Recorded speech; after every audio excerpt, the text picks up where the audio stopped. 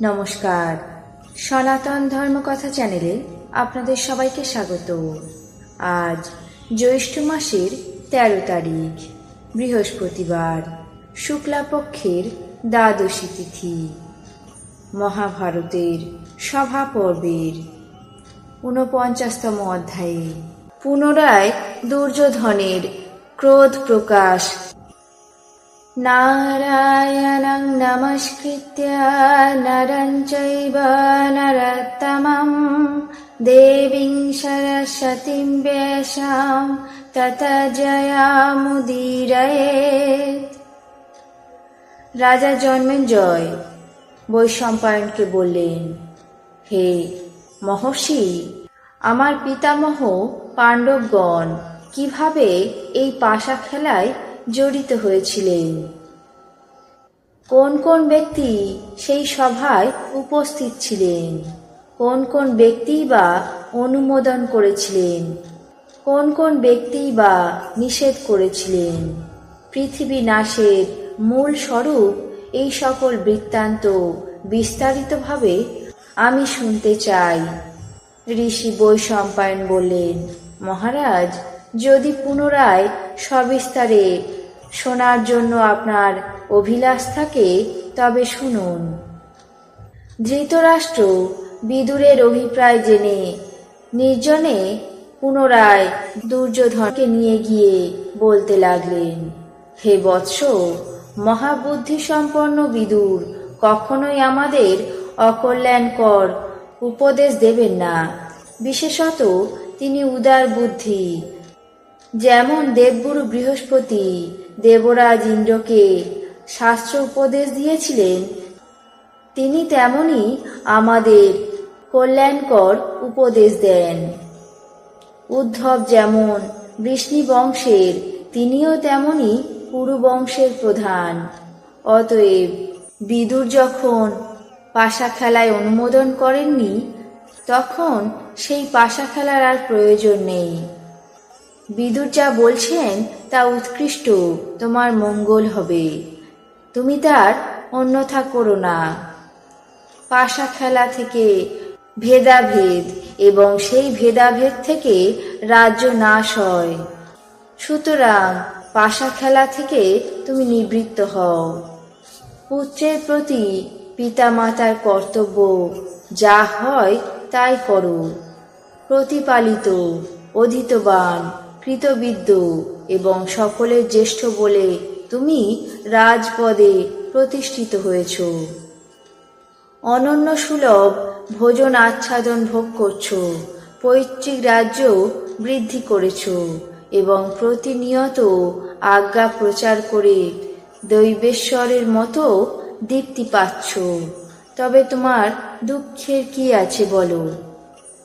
দুর্যোধন বললেন, কাপুরুষেরাই অসন বসনে পরিতৃপ্ত হয়ে থাকে এবং অধম পুরুষেরাই অমর্ষশূন্য হয়।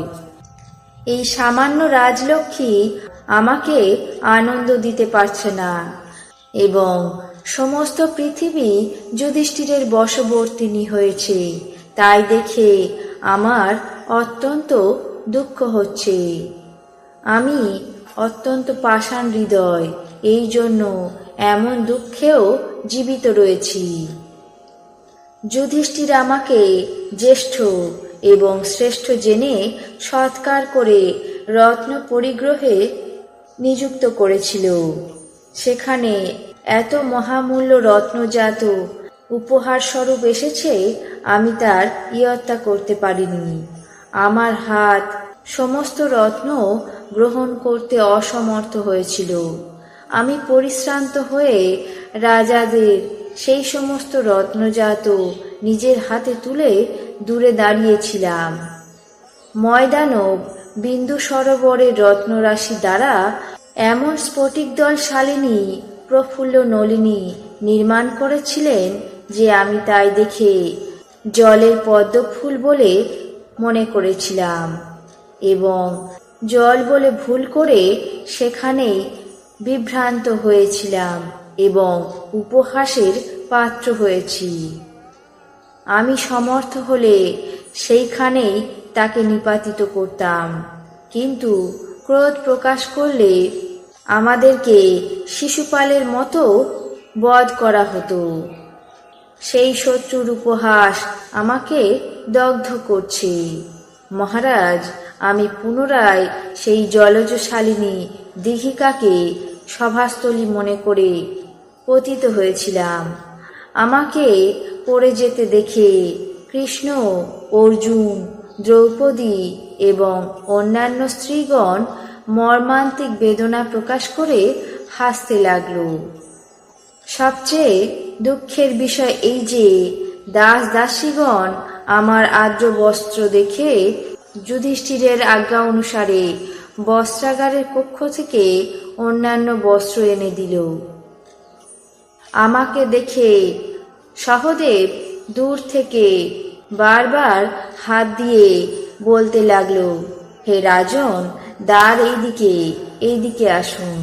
ভীম হাসতে হাসতে আমাকে বলল, দুর্যোধন, দ্বার এইদিকে, তুমি ওই দিকে যাও। এই সব কারণে আমি অত্যন্ত ক্রোধে প্রজ্বলিত হচ্ছি।